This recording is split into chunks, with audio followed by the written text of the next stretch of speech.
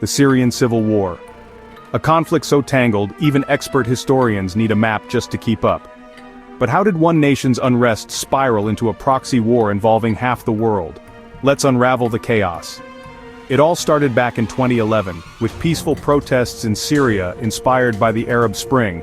People demanded change, freedom, and dignity, but the government's brutal response, that kicked off a bloody uprising.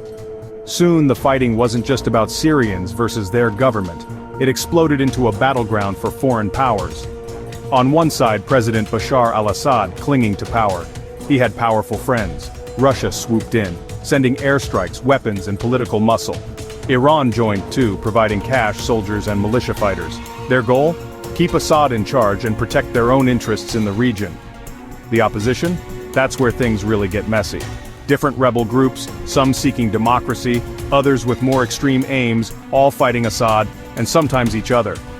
The USA, Turkey, and Gulf countries like Saudi Arabia got involved, supplying money, weapons, and support to various rebel groups. Their reasons weren't always about democracy. Sometimes it was about weakening Iran or fighting terrorists. And then, the wildcard ISIS. In the chaos, this extremist group took over huge chunks of Syria, bringing horror and drawing in even more foreign armies. Soon, American, Turkish, and Kurdish forces were fighting ISIS, and sometimes clashing with each other. Imagine a chessboard where every piece has its own agenda. Russia and Iran back Assad, America and Turkey back different rebels, the Kurds carve out their own territory, Saudi Arabia and Qatar pour in cash. Every move makes the war longer, bloodier, and more complex. Millions of Syrians paid the price, forced to flee their homes, or worse.